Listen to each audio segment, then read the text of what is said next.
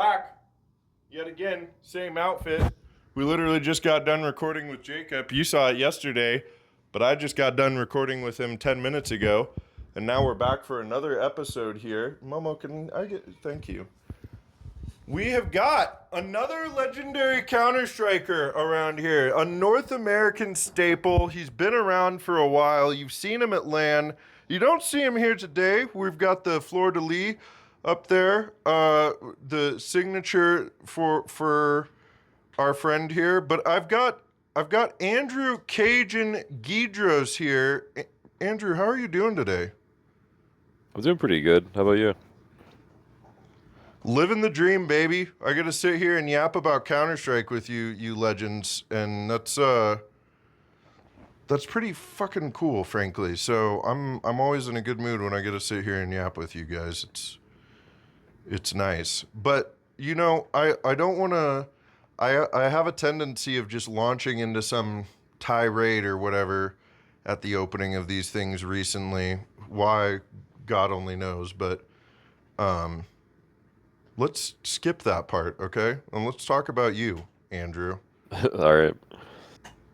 I have my first question for you, and I really only have this one and then the last two. Whatever happens in between is whatever we got. But my first question for you is, what are your earliest memories of gaming, and how did they lead you to Counter-Strike? My earliest memories of gaming were playing Mario Kart and Super Smash Bros. On the Nintendo 64 with my brothers, and I was probably too young to be playing that, but that was like the earliest ones.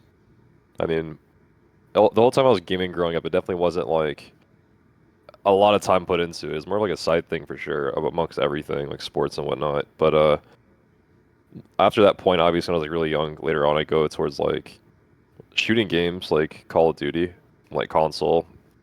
My family could never afford a PC, so that wasn't like a question like at all, unless like I grew up and like bought my own. But later on. But when I played my first COD, it was Modern Warfare 2, 2009, and I ended up in the competitive sniping scene, 1v1s on Rust and whatnot, which then led me to groups that did content on YouTube, like trick shots, montages. Like, FaZe weren't even a big channel yet, like at that time. Like, they were still kind of growing. Optic had already been around for a while. Like, they were one of the first groups. One of the groups I was a part of that was pretty big was called actually Astralis Authority. We had about 100K on subs on YouTube back then. I was only like 12 years old, and we're just building this thing. It's like a monster with all our like experience, I guess, like playing COD and making content.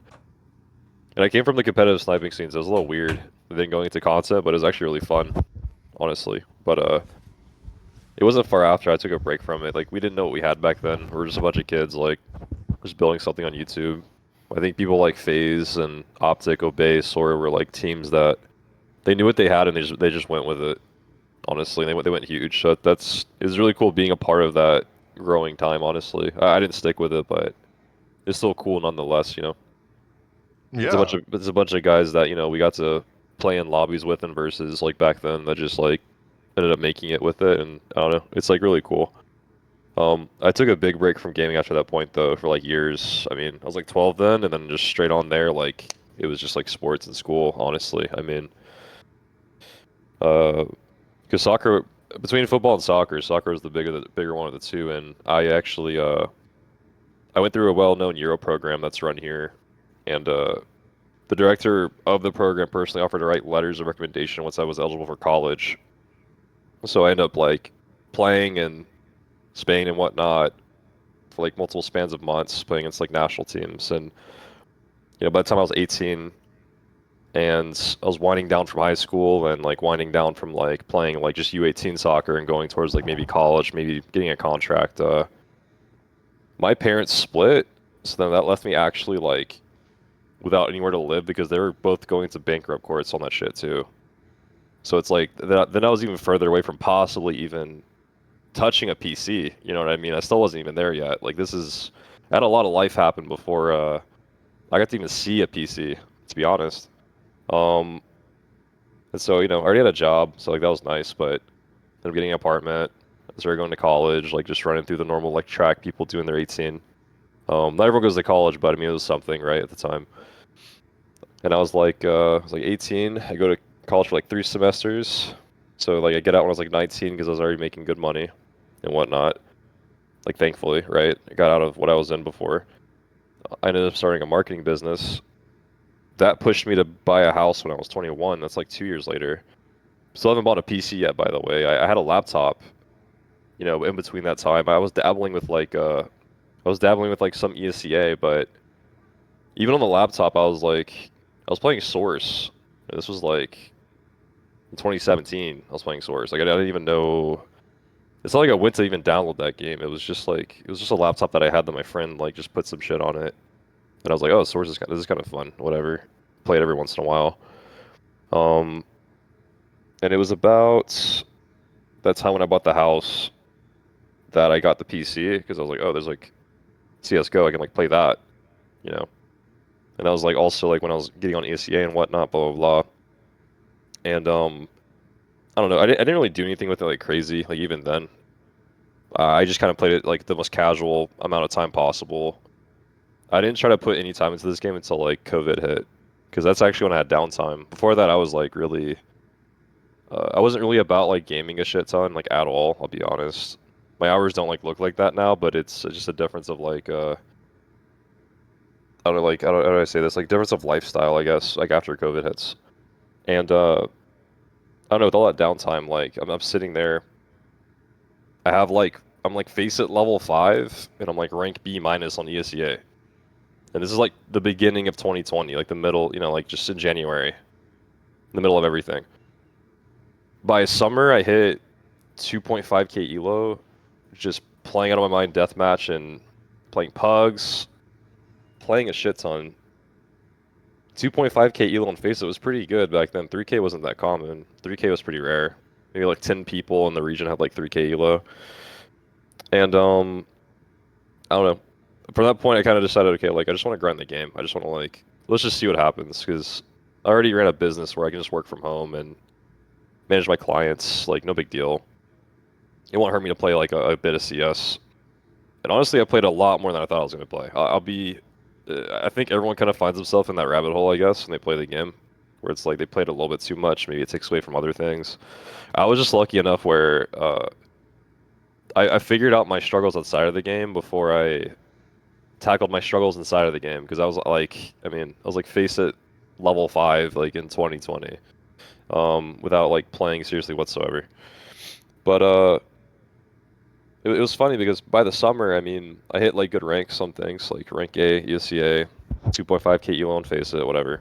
And I ran into this cat named like One Mikey in Pugs. Like people who have been around know who One Mikey is and like was and whatnot. He had some issues, but for me, that guy was like my hero. You know what I mean? Like the guy actually just like put me on because he saw like I was just ready to play. Because by that point he was like picking me up. I mean, this is my first team. They're in Maine. I never played one league season before, not open, not IM, nothing. And while I had like 3,000 pugs or something on Faceit. I had like 2,000 ESCA, and then I had like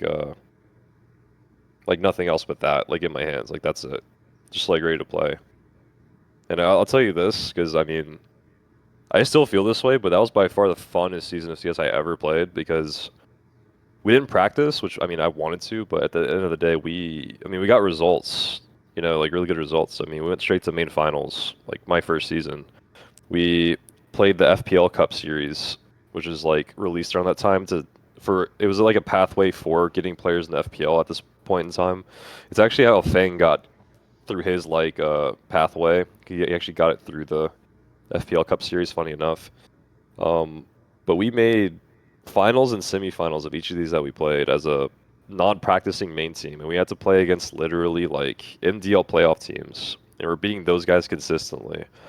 I had we made one of the finals of one of those, and I had a 50 bomb versus like the team that season that made second place and advanced. And I was just like this new guy, so like I mean, I was getting accusated, I mean, I was like 23, 2020, big 2020, just like fucking just random. I mean, I did have 6K hours by this point, so I mean, I wasn't like whatever I was like the start of the year, I just wasn't like near that anymore. Like obviously, like my strength was not my strength wasn't in calling, speaking even. It was all just the mechanics. Like that's what it was. I think that's just like one of the funnest parts about the game when you headshot somebody and just I don't know, just get away with it. Like just win so many fights. Like that was just kind of like my thing back then. I was just an entry fragger.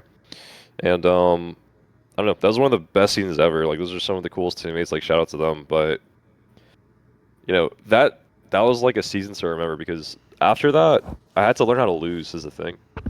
When you're when you're going in your first ever season playing and like you just won like literally everything. Like one of the events we even placed above like C9, okay? When they had like Modem, JT, like big deal. And then like from there it was literally like I don't know. It was like just learning how to lose against people you've never heard of or like just you know they're not very good, but it's not about how you perform, it's about like how your team performs and like how they step in the server together.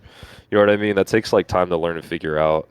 Um, I come from sports, so everyone's there like with the same motives and the same like things. Like it's really easy to like mesh and whatnot.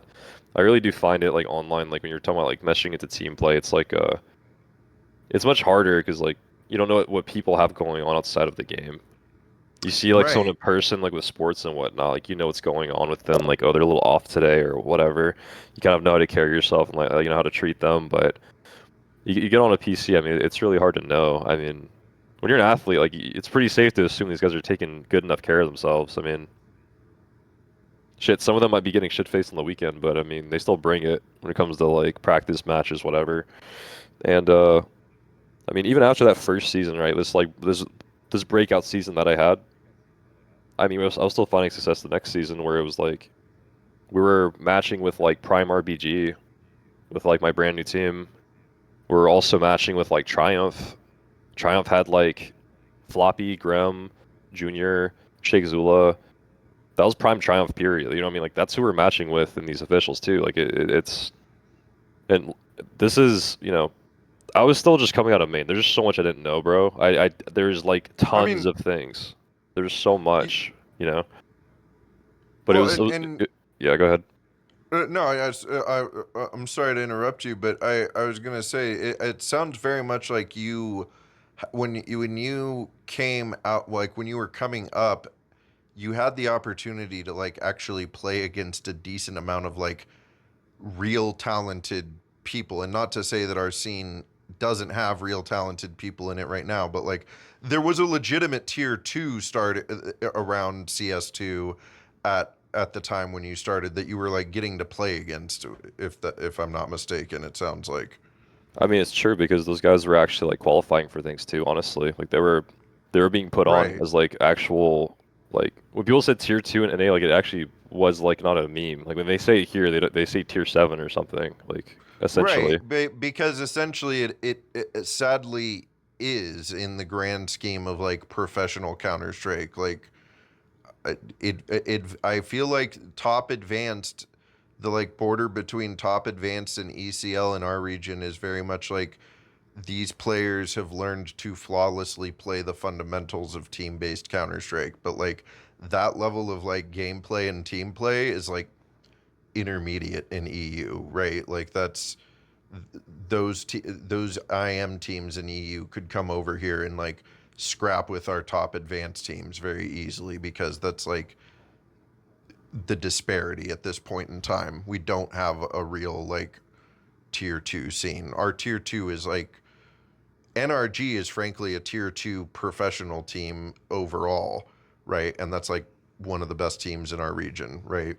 You know, to be fair, like to both sides of it, like they have ex major winners playing IM in Europe, so like I don't it's hard to it's easy to draw the pales in comparisons just because it's like it's just so many players there that got the opportunities. Like there's plenty of them that played FPL too, like right, they just play like these lower divisions, like and they play them seriously too. Like it's not just like oh we choose to be an IM. No, like they just can't get on any advanced teams, and they actually are just kind of sitting at IM like on some real shit. Right. But yeah, I don't know, like definitely coming from that time where like it was playing against some very seasoned players. were just, I mean, they knew way more than I did, no doubt. I could just hang like duels wise. That's it. I could get 2 or 3 kills, but it'd be like not super impactful. Like I can get one of my fights, but I don't know how to. You can get 3 or 4 kills, but you need to know how like get the one kill that wins you the round. Basically, is how I see it. Right? Like it's the biggest thing. Like one of my teammates were trying to tell me when I was playing with them.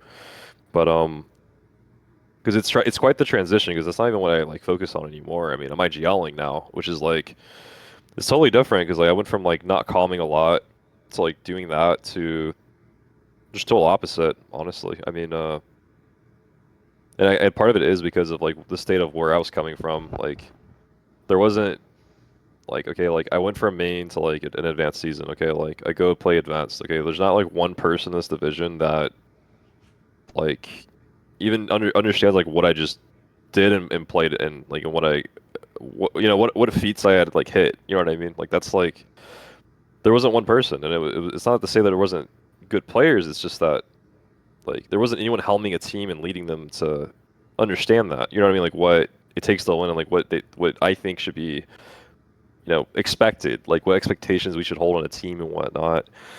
It's like I understood what expectation we should have to win, but like I was like probably when I decided to finally take on IGL, like I was probably one of the worst IGLs. I mean, not everyone was perfect at it when they were doing it, but I mean like because there's in-game calling and there's in-game leading, and I had to learn both. In-game, you could be a good in-game caller, but just an absolute like horrible human as like a leader. You know, I definitely wasn't like perfect in either at all when I was starting it, like neither at all. But I don't know. So like from that point, I guess where like I didn't get the MDL offers after we had literally been beating these teams very consistently. Mountain Dew League for you folks out there that just started playing Counter-Strike within the last year. Yep, Mountain Dew League. It's, I didn't get it's what ECL used to be called. and then they called it Premiere for a little bit. They called it a bunch of names. It was Premier, and then there used to be ESEA Open, Intermediate, Main, and then Premier, and then Pro League, and then there was ESEA Main, Advanced, and then Mountain Dew League, and then Pro League, and then Mountain Dew League became Challenger League eventually. Little history lesson. It's funny how it's changed so much. But Yeah, what I was gonna Mountain say, Dew didn't want to sponsor it anymore, as it turns out. I don't blame them at all, honestly. Yeah.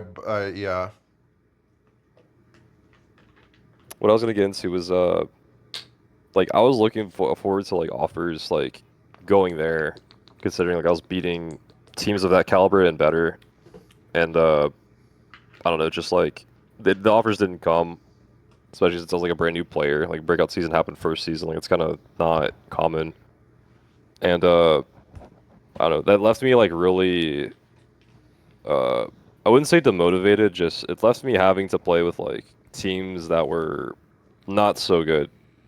Like I got to play advanced because of what I did. Some of these guys that I got to play advanced with were playing it because like they kind of just like got by, or like they played long enough, they finally got in, whatever. Like it, I don't really judge people's like paths, like how they got there, but it just wasn't fun for me, considering like not a lot of experience, not a lot of relatable players I could relate to, I guess, like my experiences at the time.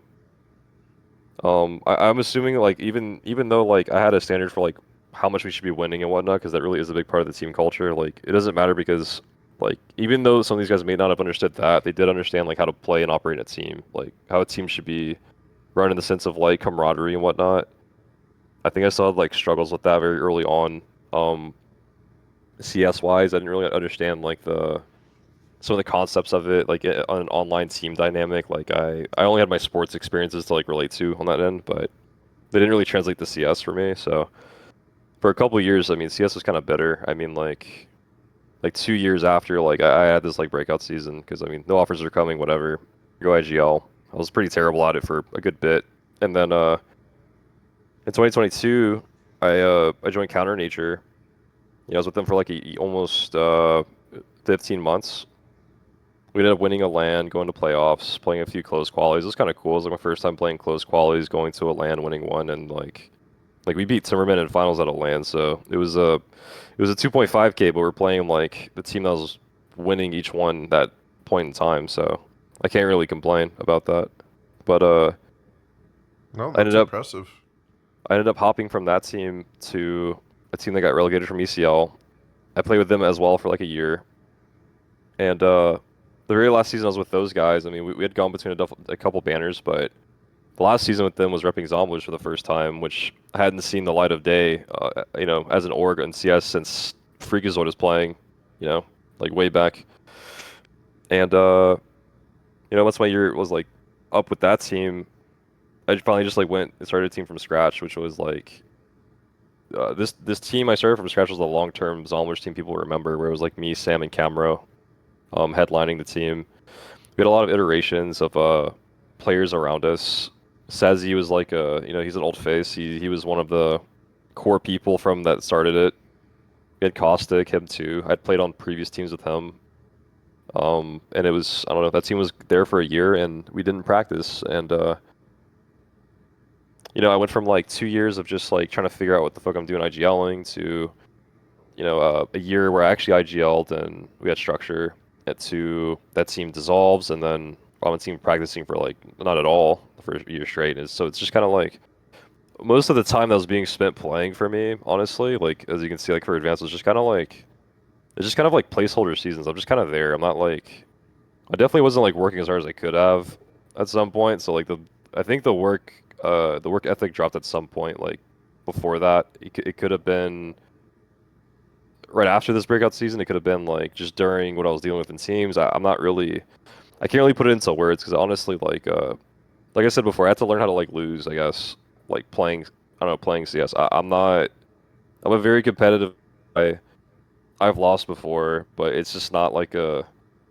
It's not something I'm so used to, like being okay with like losing consistently. Like it almost feels like on the teams I was on, I had to be okay losing to like such bad players, I guess, in my eyes, compared to like what I was playing in my first season. Like I don't know, like that was hard for me, like really hard for me. It affected like my it affected my attitude towards like losing and like in like a bad way, and whatnot. So it's just I don't know. It took me time to like really learn about that. It takes time to learn about those things, like honestly. Um, Yeah. but after this, pug team for a year, I was kind of like stale of it. I was like, well, I mean, we made deep runs every season in advance, cool, whatever. We weren't making ECL with like how we were playing and like no practice. So eventually, like that project dissolves, and because I wanted to basically go like prac, like I wanted to just get back into it. I'm like, you know what? Like, there's a lot of things I could probably do better, and like I'm just gonna try it, just see what happens. I'm gonna like actually try to like be more head down, focused in on the IGL role, because I think that most of the time I was like in it, I was like 1 foot in, 1 foot out. Like I wanted to be still that fragging guy, and then I still wanted to be like that. Like I still wanted to have this say on like what we should be doing as a team at the same time, and it's just really not. It's really not feasible. I mean, you can look at a guy like Blitz who's kind of doing it, but he's got so much like ahead of him and going for him, and he's got a lot of things figured out a lot faster than most people have at his point in his career. So I mean, he's such a rare exception of that. Even Apex, who was like, he was star entry fragger to like IGL. That took him years, years and years. He had like 10 years to figure it out, literally. Like Right. when he won with like Titan, like back in the day, like with Kenny S, and I don't know, like it's just so insane to like look at how long it actually takes to fully you basically like fully like rewrite your own DNA as like a player. Like it's hard, honestly, because like I said, for me it was like complete change of personality and whatnot, and just like the way I went about things. And I think it's the same for Apex, where it's like you can see it on stage. He gets very emotional. Like he's very invested, and I mean people love that shit, right? Like from your leader, like that's great. Like this guy cares. He's passionate.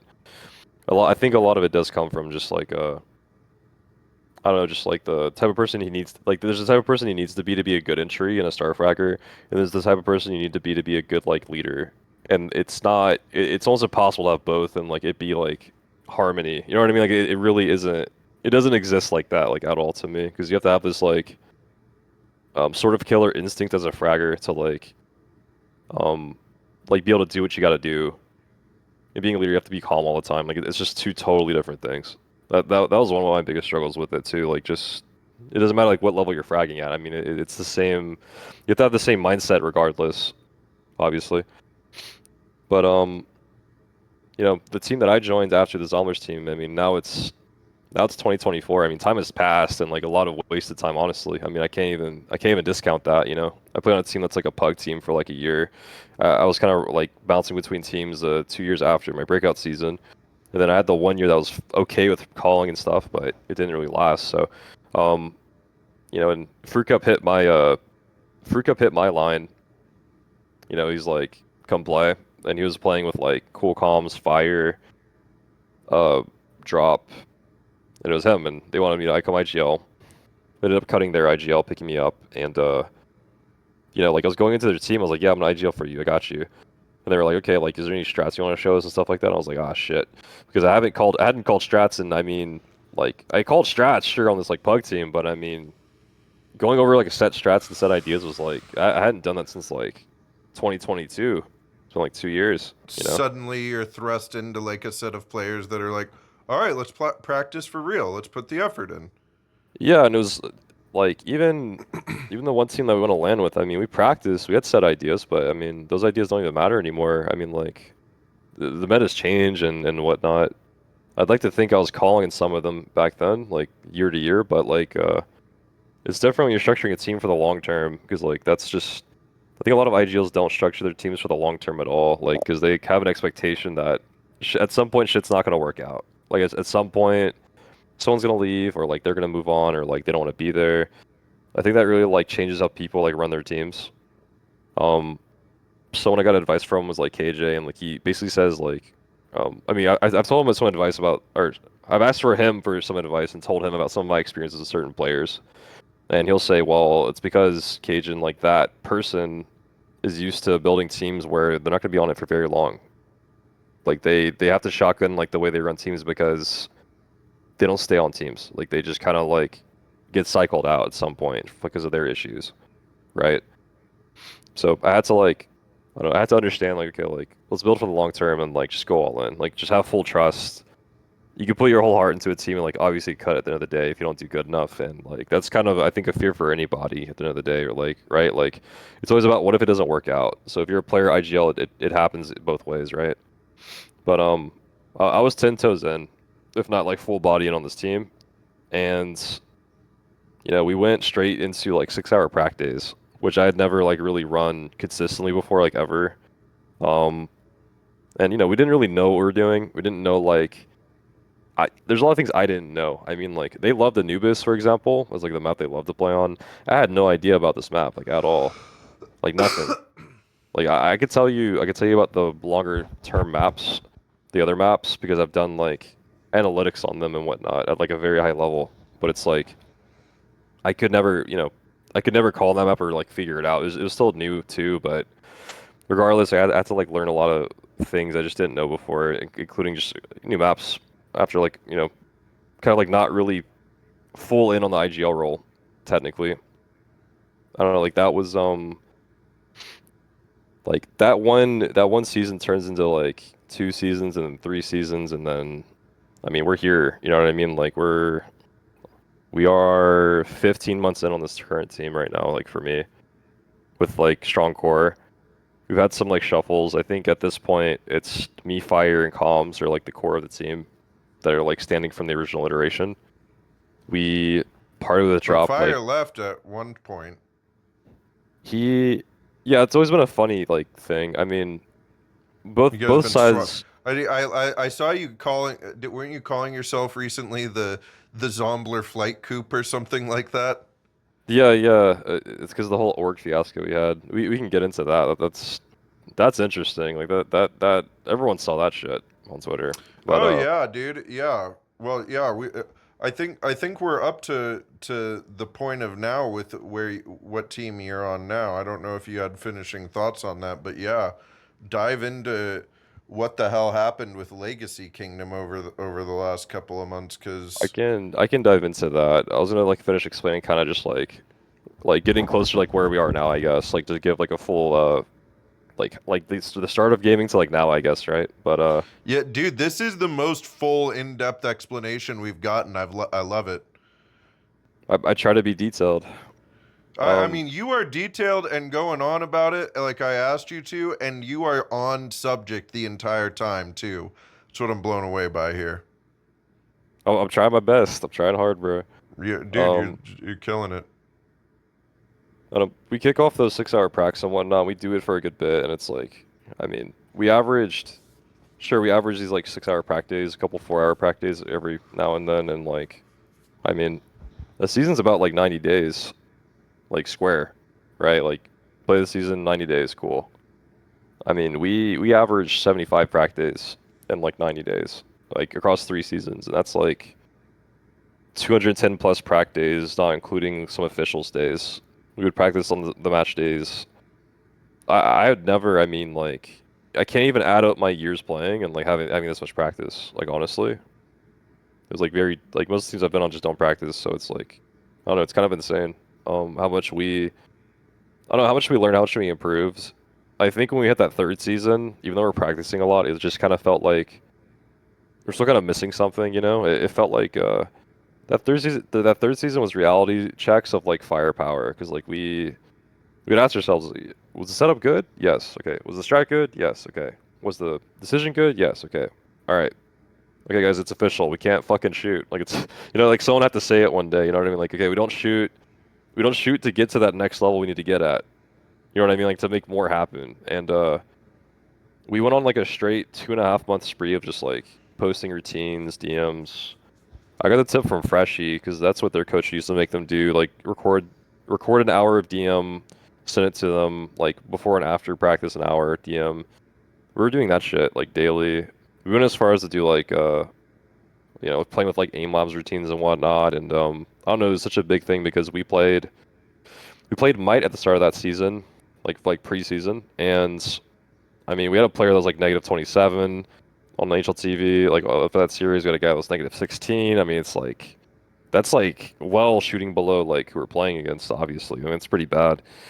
And then we go to when we played them that same going into that season, the match 4 qualifying for ECL, right? And our whole team, the guy that actually went negative 27 went positive 18 that series because of like the simple like a simple observation. You know what I mean? Like a very simple observation, but we never left stones unturned on the team like at all. Like just like small things like that. I mean, I could argue that we hit times where like okay that kind of feels like the issue again, so we have to like re-hit that. But I don't know. That season was just a big deal for me in many ways because it was like solving a lot of issues and complex problems. We also only had like a 35% win rate on like CT rounds across the entire season. Like that does not help you win at all. Nope, But that's rough. but it helps that our T sides were literally 75% average amount of rounds won, and we lost only 2 T sides. If you exclude the team that was literally cheating in the division, which was the Peruvian team who got banned, but The Lobo Army. yeah, those freaks of nature. But banned for being dog shit. But yeah, I don't know. I was happy because like there's a lot of seasons I've had where I'm like, okay, I don't know if I did a good job. Okay, like I don't like we had seasons prior to this, like we're making deep runs, but I was still kind of like not convinced. Like okay, like I actually called good this season. No, like that season, like I knew, like I tracked the results. I was really curious because I was like I feel like it went better than it normally does, and then it's like yeah, we lost 2 T sides. Like okay, that's good. And I don't know, that was I had like been playing the whole time to just make it straight to ECL. I mean, like I thought I was gonna do it right out of main that one season, and then like a lot of time passes. Like I just wasn't really. I mean, I wasn't doing myself a favor, honestly. Like most of that time, like I wasn't really like. It's hard to take it seriously, like who you're just given, I guess. Where like they don't even give you the schedule to like practice. There's so many teams that have to deal with that, and then even if you have a team that practices, like you're not. No team is like. How should I say it? No team is obviously perfect, and like every team has like their issues. Like there's no doubt. And like I had to like learn what those are and like how to like solve them and like just still make it work. Like I didn't understand that. Like how to still make like the problems work, I guess, with like players and teams. And there's players I gave up on like probably too early in some cases, like as like the caller. I could have like made it work with if I knew what I know now, you know what I mean? But it kind of took like a lot of time to like figure that shit out. Like it takes time. unfortunately. But I mean, we just had this like breakout season. We make it. Like it meant a lot to me. Like it took a long time, man. Like it was very emotional for me. There's a whole interview. Like I was just like so. I was like crying about it, man. Like I don't know. Like I forgot what it was like to win, man. I mean, like sure, like You spent a lot of time learning how to lose. yeah, that's what I'm saying. Like it's just I don't know, man. I went from a season of just winning everything to like I don't know, just like lose, lose, lose, lose, and I'm just like I don't know. It's just kind of annoying. Like I mean, losing is a part of Counter Strike. Like at the end of the day, like that's just what it is. I don't know. But yeah, like it was a big learning experience. Like I had to learn a lot of things. I had to like struggle a lot when I was playing. Like I just I've averaged good stats, but that's not obviously the thing that's like gonna like your stats are gonna win you the game at the end of the day. Like it's gonna be like how your team like enters the server together and like how they leave it together. Like that's what I've learned about it, right? That's like a big thing for me. And I think that the work ethic I've always had towards like things I care about, like sure for CS early, like I had it at a high and whatnot. And I think it definitely dipped like for most of the time I was playing. And I don't know, like it's work ethic I built literally from soccer, like in football and just everything I've done really, like outside of that. And I don't know, it's just there's a lot of players that don't apply themselves, I find, to like play this game, and I mean, I say it just because I know what I see. Like I've been in that position, like probably most of the time I was playing, to be honest, like most of the time. Yeah, I think that's one of the I think that's one of the I think that's one of the main issues that plagues our scene is like we have a lot of players that want to like collect a salary or like get paid to play this game, but like it's like they don't know how to be professionals first that are worth putting that kind of investment towards. You know what I mean? Like because they don't do it for themselves first. Well, yeah, I mean, because being a professional, what I was taught by like my coaches and like people I just got to, because me, it was like you got to be professional like in and out of like the field. Like that's just Right. it's pretty Yeah. simple. And like you go on this game, I mean, it's we got some pretty disgusting people like in this scene that are just put on that platform to potentially touch pro league even. You know what I mean? Like it's just not like yeah, like we do want the most capable like NA players playing to like represent us so that we just like win shit, right? Like that's cool, but I mean, some of the horror stories like I know, man, like some of the players that obviously are like put on that pedestal to like win. I mean, we could just take shit. I'll just take one fucking player, man. Like just I'll say it right. Like you just put Carson there. You know what I mean? Like just all the guy treats people like dirt when I play like FPL. You know, like that's just typing to them and shit. Like I just the guy got put on a game to be on the highest paying org in an A. And I mean, honestly, if he made it work, dude, like I'm full support. Like go for it. I don't pray on this guy's downfall. But there's not like how many players can we say like, oh, this guy's like a saint. This guy's like, oh my God, that's such a nice guy. Like a lot of NA players are alleged to like cause the internal issues in teams. Like you could look at even like I feel like the I don't know, just the track record we have. You know what I mean? Like I don't know, it's just not convincing. They're like oh we love these guys, we love these players. I think Hex is like one of those players like man, fucking love this guy. Like that is like or like Lake, right? Like these guys, Yeah, Swisher, they're like these are guys that like people have no problem seeing like just have opportunity to be playing because they just I feel like they just represent us very well. I mean, I would never discount like a NAF or a Twist, but I mean these guys have just been killing it for years, man. Like that doesn't have to be said. Like everyone knows that. Um, but I think the coolest thing is like when you have players like Hex, like finally get those opportunities, right? Because they've been working hard. I mean, long time. Like Hex was in that prime RBG lineup, like grinding it. He used to get shit talked by like those same, those same scumbags. Like they kind of just like plague our scene and kind of just like keep it bad. You know what I mean? Like just horrible mentals, like just talking shit to each other, like just not the most common excuse. Like I read like it's just like okay, like well you've never played sports and shit. I'm just like dude, like I mean, the thing is, like, people who, I don't know, people who assume, like, that's how you talk to each other in sports, I don't really I can't really sympathize. I mean, I literally played like I'm playing like I 5A. played I'm I playing played 5A baseball for football. 8 years, dude. Yeah, And like even in baseball, even though you have like like a bunch of people on one team that can all be kind of different, and you're kind of playing different positions, even there you just don't have people like when it comes to game time, people just aren't talking that way to each other. Like that's just how you lose games. Your coaches all yell at you from a young age if you're out on the field treating each other like shit. Like that's all there is to it. Like, and it's bizarre that like and a lot of players the wouldn't dare entire to is a thing. Like it'd be very rare. Like I don't right, know. it's much different on land, isn't it? Yeah, it is. Um, yeah, it's just I don't know. It's pretty alarming stuff to me. Like I know these guys don't know what they're like talking about. Like it's just I'm saying that from an outside perspective because I go from like when I was 12 to like okay, now I'm 21. Like that is the gap for me for gaming, where I got to go experience life and play sports and even travel overseas to play sports. Like it's I'm playing 5A football in Louisiana. Like I mean, if anyone's gonna be assholes, like it's gonna be us, and we still didn't do that shit. Like I'm just saying, like high schoolers getting shit faced on the weekend playing football like on Friday nights. Like what do you want? But I don't know. Like I think that mentality should not be preached, and I think like some people even buy into it, even though like they kind of feel like it's wrong. Like it is wrong. Like I think it's okay to say it's wrong. Like it's. I think people need to treat each other better. Like you don't lose anything, and it doesn't hurt you to like be nice. I've definitely had like my I've had my fair share of like not so like good moments. Obviously, like a person like playing this game, like I have regrettable moments where like I just said something that like I didn't like want to say or like I'm mad at something I just don't want to be mad at. Like I just think it's like because when you're outside of the game, like there's not really like who wants to get mad about things? Who wants to stress? Like nobody. I think CS puts people like certain people into those like mindsets itself.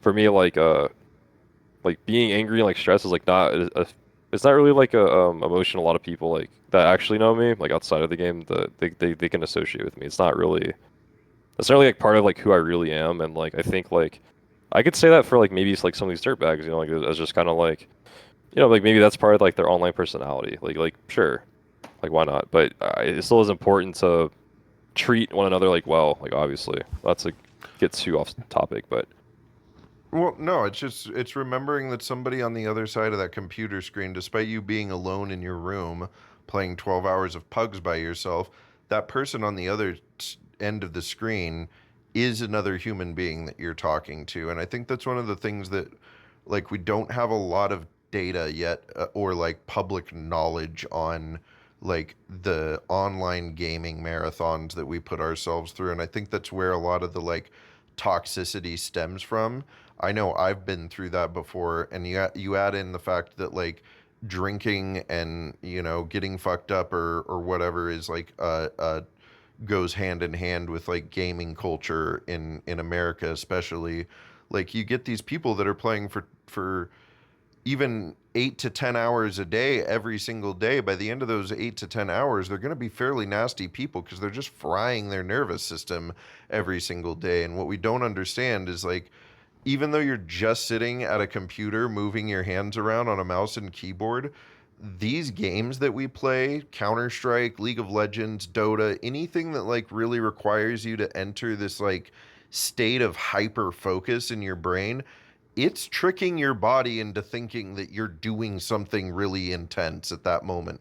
And so when you're doing that for 8 to 10 hours a day, you're just frying your nervous system. And when you're doing that repeatedly over and over again, the who you are as a person, just like if you put somebody to a stress test, like take somebody that's been working 60 hours a week, right? By the end of those 60 hours, they're going to be a crabby asshole because they probably haven't been sleeping great. They might have been, going well, home and pounding. that's all true. I think one of the biggest proponents though for like what can push like let's say it's somebody who just was never that person and like starts to do it. I think a lot of it has to do with like choosing to continue to be put in those environments.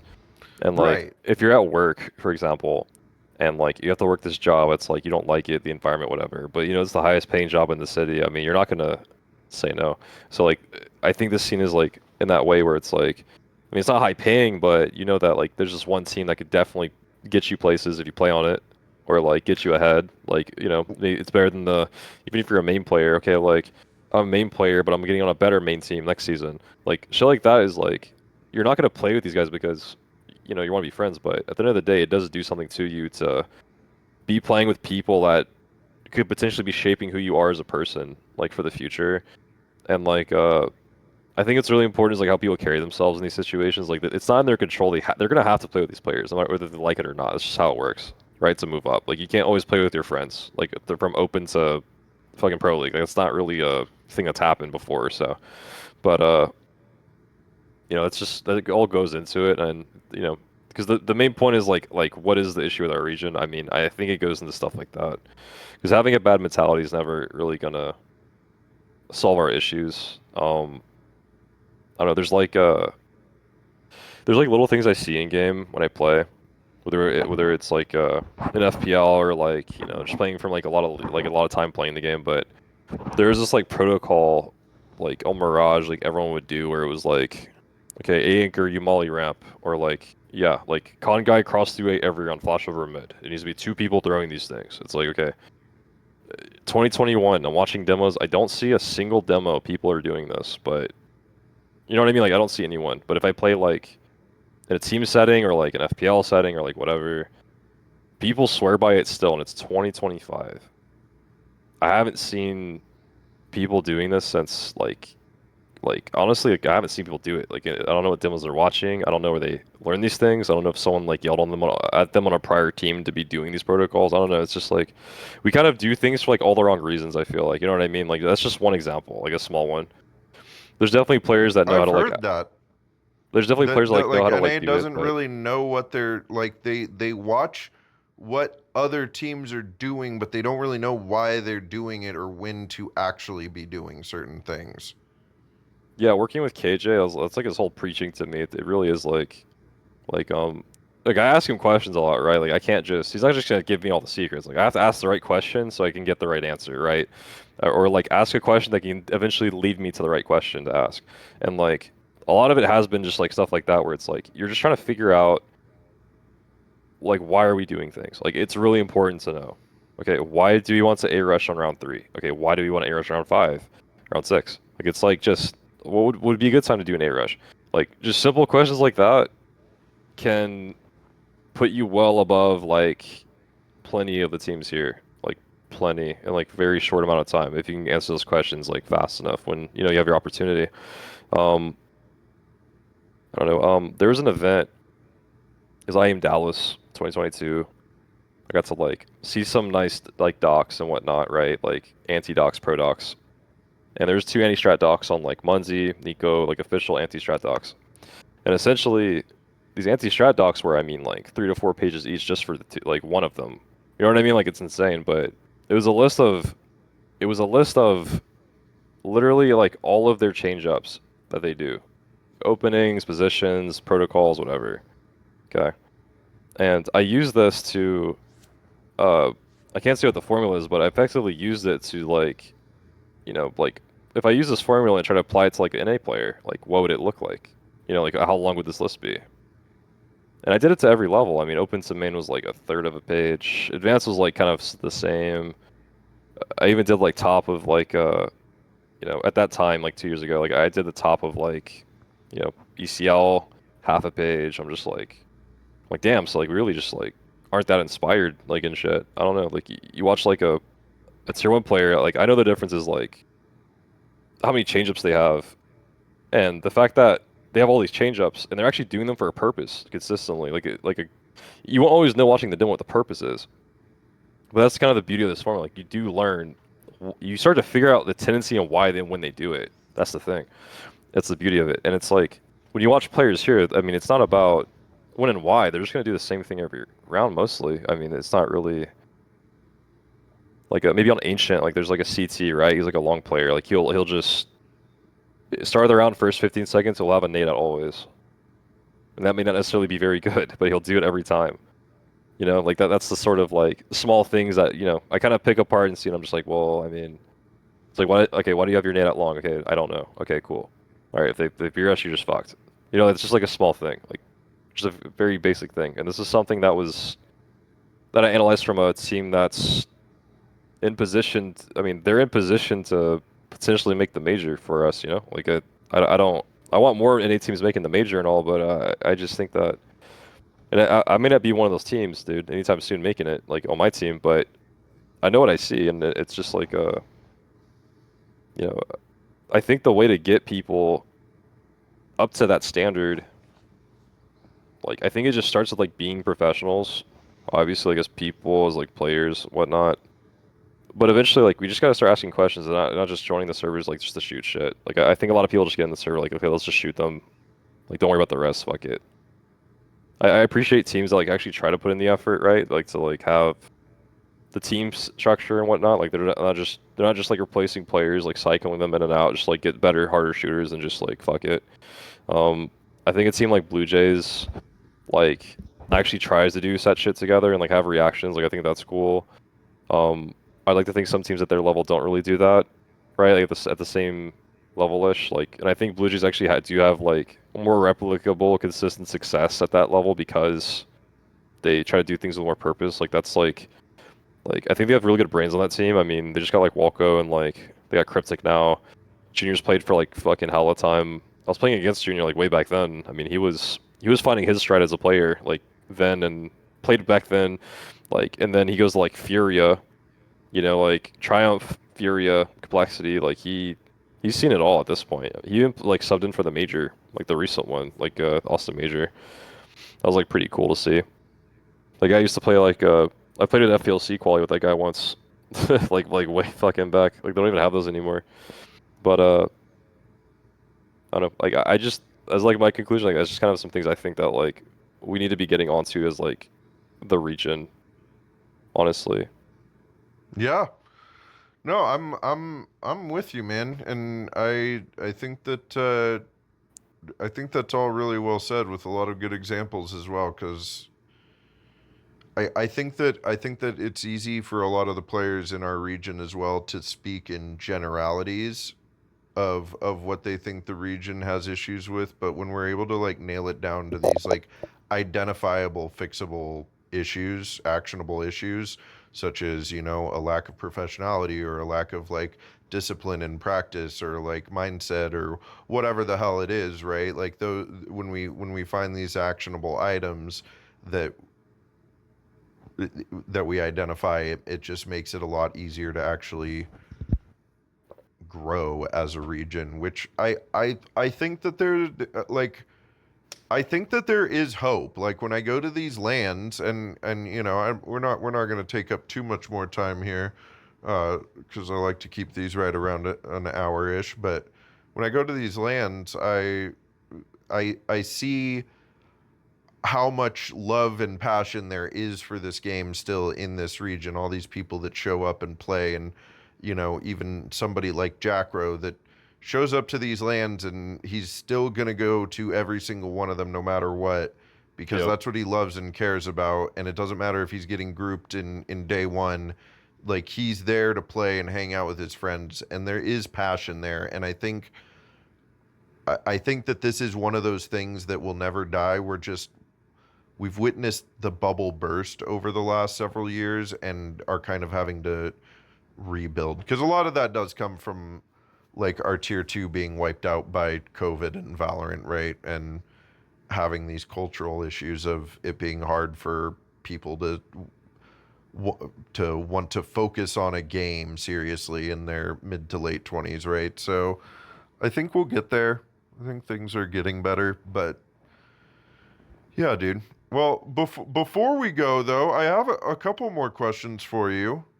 And I do want to ask about like what exactly happened with Legacy Kingdom here. What I know people are I know you shared what happened on online, but I mean, are we there? can make this one of your longer episodes at this point. I mean, might as well. But Oh yeah, we might as well we'll break a record. Fuck it, right? I mean, we're having fun. But all right. So grip I it and mean, rip it, baby.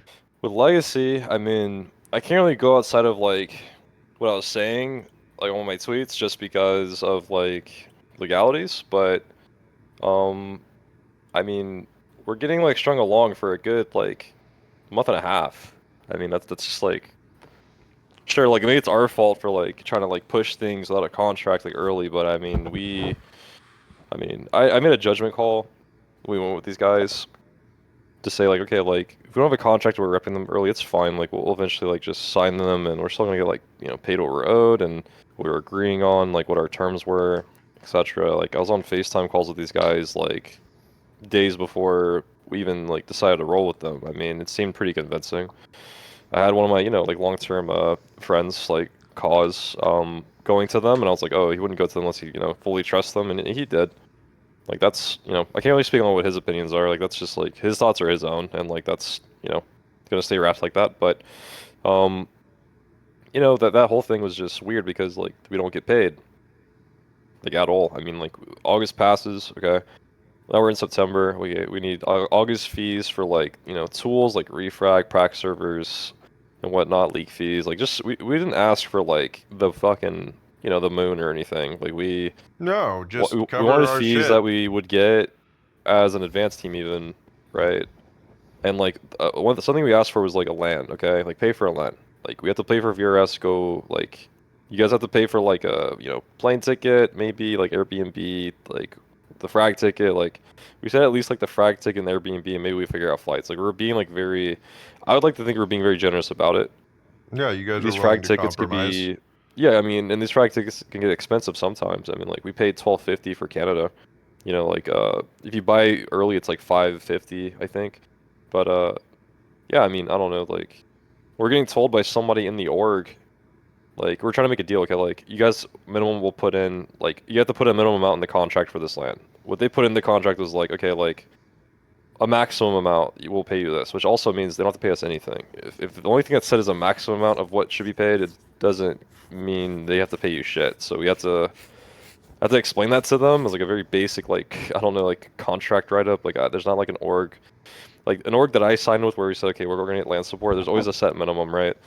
And like what their guys trying to argue with me is like, okay, like what if we go to a land that costs 1,200 and the next one costs 1,200? Then you guys would have missed going to two lands. And I'm like, dude, are you serious? Like they don't like that's not how much they cost. Like we're talking about like staring at an Airbnb like 5 to 6 days, like roughly, right? Because like that's how the travel days work. Like you have one travel day, you're there for like four, like leave on like the last day, maybe the day after. It's just like I don't know. Like these people actually just didn't know shit about like teams. Like I don't even know if they play games. You know what I mean? Like I just don't.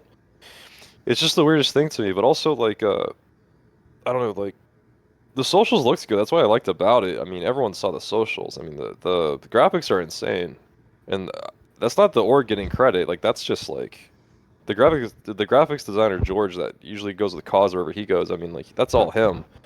And I don't know. Like I really appreciate an org that puts time into detail in their content because of my experience when I was like 12 putting up COD content.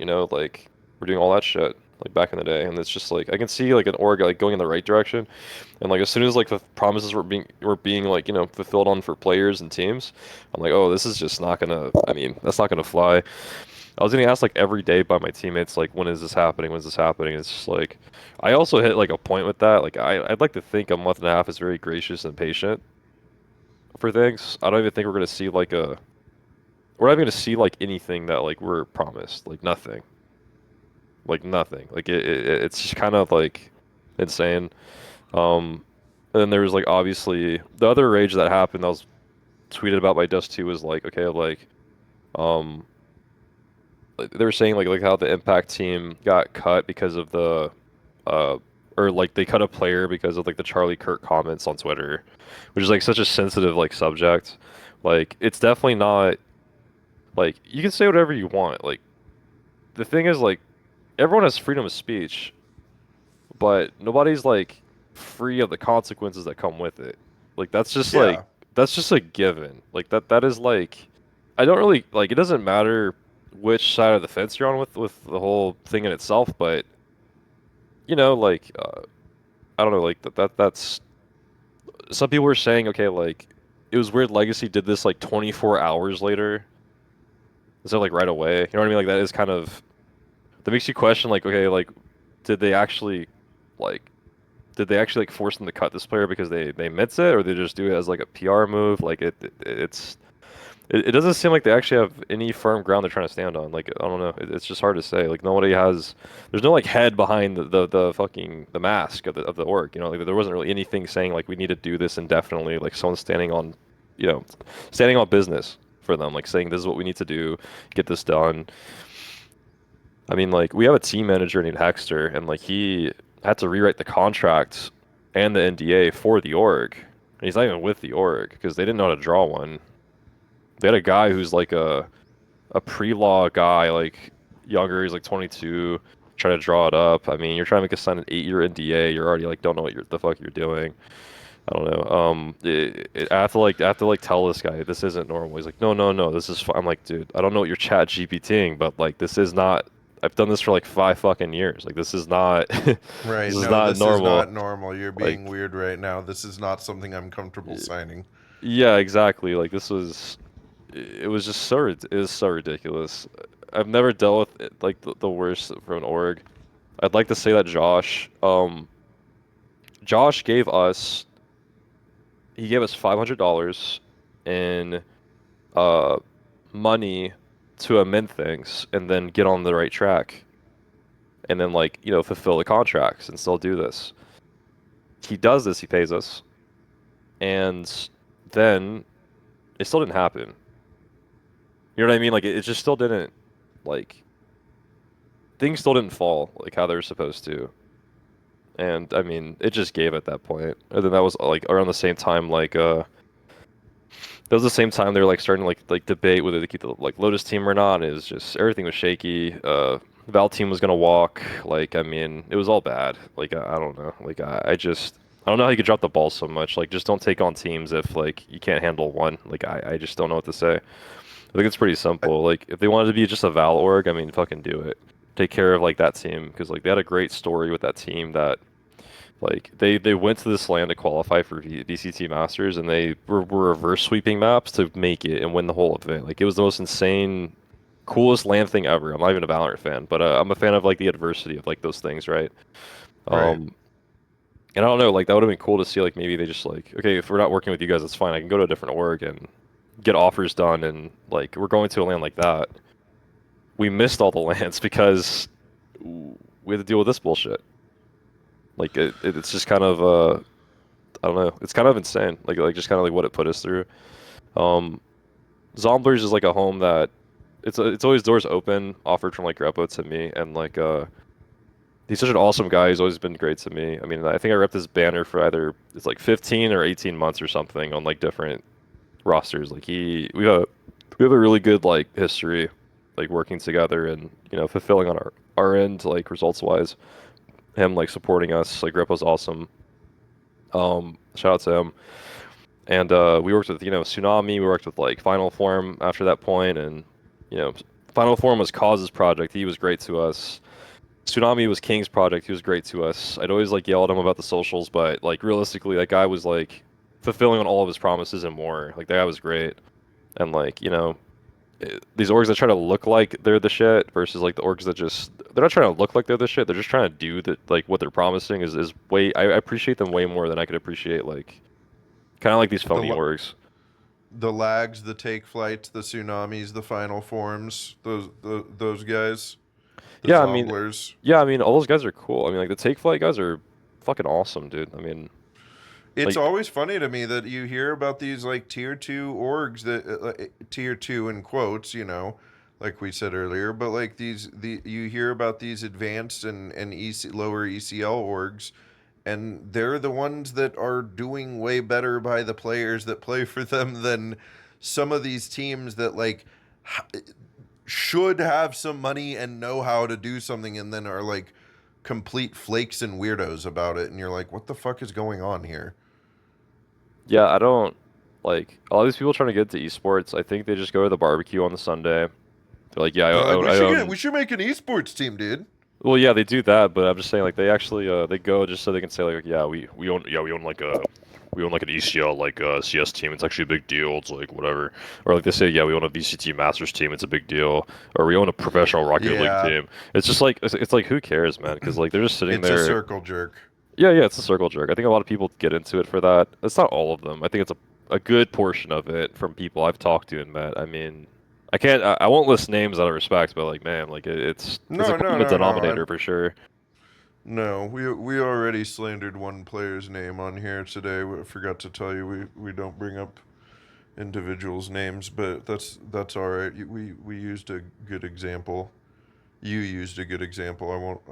I'll blame it on you. But no, it's it, it's not something. It's just it's not everybody in the scene by any means that I'm talking about. But there are. I've after doing like actually doing the work of esports for the last like 3 years almost now. Um, I've worked with just a number of people and a number of these org owners and small tournament organizers, and there's just a lot of people have more of a desire to have this title of CEO or CFO or executive director or director of esports or whatever the fuck they come up with for themselves as a title, and it's a fucking circle jerk. Like it's just a jerk off. It's like they don't want to actually be that person. They just want to be able to call themselves that, and it's whatever. It's fine. Like it's not like some heinously egregious thing. I think those people are trying their best in their own right. Like I don't think there's a lot of people that do it like purposefully, but they do this and think that it's gonna be easy and don't realize that it actually requires investment of your own part. Yeah, I mean, time, money, everything. I mean, it's Yeah, soul. I mean, you got to be good at what you're doing and care about it, right? Like that's takes a lot of soul to do just it. just like anything, you gotta invest intentionally into it, just like you got to do with your practice on Counter Strike if you want to make it to the top. Yeah, of course. What was the obviously like, try to keep the points simple, I guess, but what would be the next question you had in mind? Since you did have a couple more. Dude, I was gonna say I think we can go ahead and wrap things up here. I've got my final two questions here Yeah. for you. The first one is, where does your in-game name Cajun come from? So my in-game name comes from my culture and where I grew up. When I see or hear the word Cajun, it means my people, and I think for, like most people when they hear Cajun or see it, they think French fries. So it's just kind of like it's kind of not the same like for me. Like when I put Really? it, yeah, yeah, it's just not like for example, the Cajuns of Southern Louisiana is like how I see it. But other That's what people, I other think of as like I think of like, Southern Louisiana. yeah, these people think of the fries of Five Guys. Like that's pretty much yep. Some Cajun fries. Yeah, I mean they don't I know mean, like come on. Cajuns are actually Cajun a taught. people. Like it's like saying I don't know. I mean, I guess soy sauce is soy sauce. Like I don't really know if there's not like a sauce called Asian sauce or something. You know what I mean? I think maybe it is weird that like seasoning is just called Cajun seasoning. I don't really know, but people actually don't know There's Cajun is like a culture. You know what I mean? Like I just don't and whatnot. there's Like it's pretty Chinese rare. five spice, Yeah, there is that. I mean, that's fair. I but don't know. I don't think it's the same thing. It's kind of yeah. It's kind of like I guess it's kind of rare. Like something's just called it by its culture, like just Cajun seasoning. Like it's just what it's called. I actually come from I come from a little place called Opelousas, where I like grew up. I was born in a separate city with 500 people in it, but eventually migrated over to this little town called Opelousas, and over there it's like a dozen seasoning companies minimum, and like maybe three of them are like national, like where they're selling and like distributing, and people get to see like the online recipe for like some Cajun seasoning, whatever. Or like they just buy like the good stuff like Tony Sacheries or Slappy Mama. Those are good. But all the good shit is just like here. Like it doesn't leave.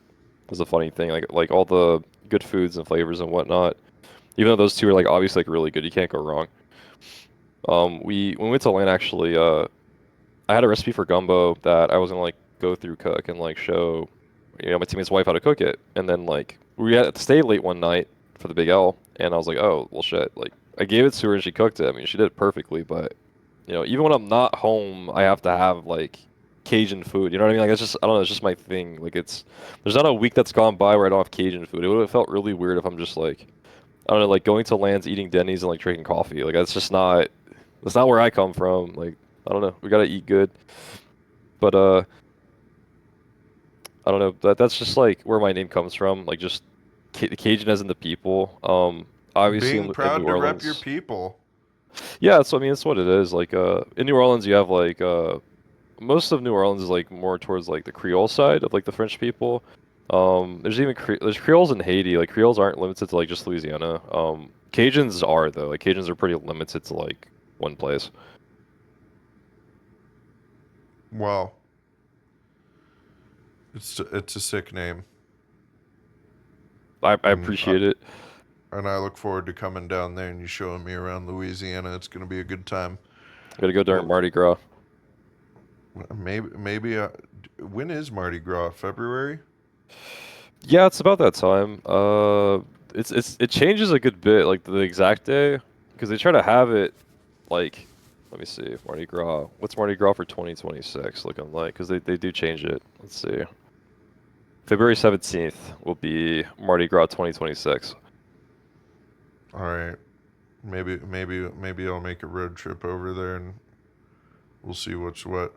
All right. Well, are you ready for your final question here? Sure. All right. If you could talk to a younger version of yourself and give them some advice, what would it be? Could be Counter-Strike or esports or life Mm, or sports related. This is your opportunity to get on a soapbox and preach to your younger self. I mean, it might be it might be a lackluster answer. I mean, like, I would honestly say nothing. I mean, like, you know, there's time I've wasted. Like, I don't doubt it. The thing is, like, I don't want to erase all the struggles and hard times of my life because that's just maybe who I am today. Like, I just own that shit. Like, it's just like, I can sit here and be like, okay, like, what if I played Counter Strike earlier? Like a lot of people say that. What if I played when Donk was playing? Like, I could be a pro. It's like, dude, like, I can't relate to that just because, like, I would be undoing like all the sports I played, all like the friendships I made, like not playing Counter Strike specifically. Like, I don't really, I just don't sympathize like at all. Like, I don't know. Like, I just think that. I wouldn't change anything. That's in the CS sense. Even in the life sense, like it's I don't know, start saving earlier so that when like I end up homeless when I was 18, like I just have better savings. I don't know, like I just I don't really.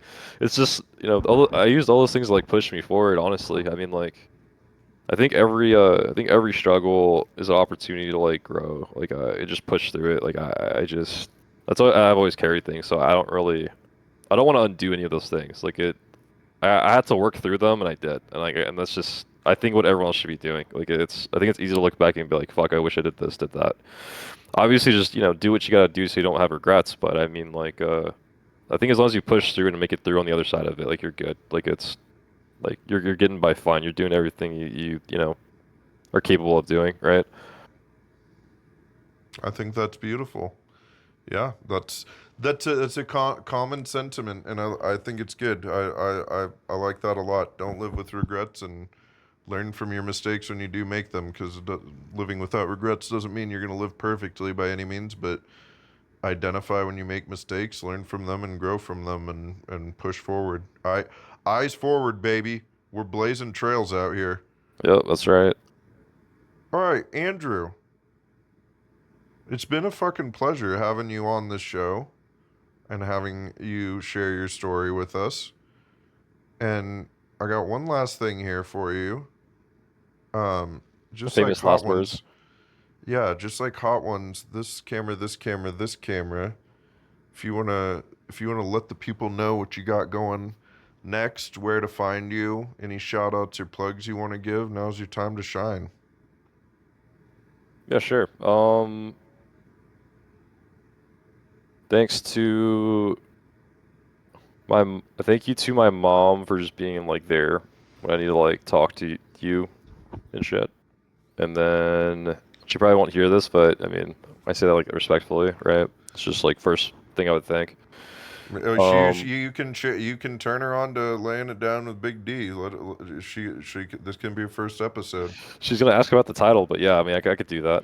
But Well, yeah, they might have some explaining to do there, but yeah, that's up. that's. But I mean, I'll let you take the flack for that. But shout out, shout out for my teammates. I got fucking Fires just stuck it through like my bullshit and they kept playing with me. Like, it's nice. Cool Comms is like Swiss Army Knife teammate. He'll just play anywhere, do anything. Like, he's really good. I think he has things outside of the game that can like sometimes make it hard for him to like be the best version of himself, but he still does like an amazing job, like regardless. I think Poseidon is like that player that has that chance to leap over this region. I think some of us on the team, like some of our time is like dusted, but like we can at least like set up, you know, our teammates for like for success, like for down the line. You know, like just in general, like I think he's one of them that can do it if he really puts his mind to it and just does the work and just does what he needs to, you know. We got Hamburger recently, and like he's a newer face and with things. You know, we've only had him for like a month and like, well, how many days? Like 50 days. I really think that if he can get over some of his hurdles, like he could actually play this region on easy mode and just he could be that next face like some of these teams need. And I think it just takes like being hearing. I think it just takes being hearing people out more and like just listening and like just like you know, just doing your best and like just I don't know, just like just set yourself up for success early because he's pretty young and he definitely has the mechanics to shoot over this region. Like there's no doubt. Like I think he can do it. Like I believe in these guys. Like they can do it. So shout out to them. Shout out to Cause for having my back with the Legacy Kingdom shit too. Like that's nice. Hell yeah, dude. Well, and shout out you, Cajun, for joining us and sharing your whole story here. We really appreciate it. And shout out to Thank you Hexter for all. helping us too. Hexter's a big one. He's the homie. I just remembered. You hear that, Hexer? All right, dude. Well, it's been real and it's been fun. And I'd even deign to say it's been real fun. Thank you for joining me, and thank you all at home for watching. That is it. All right. There you go.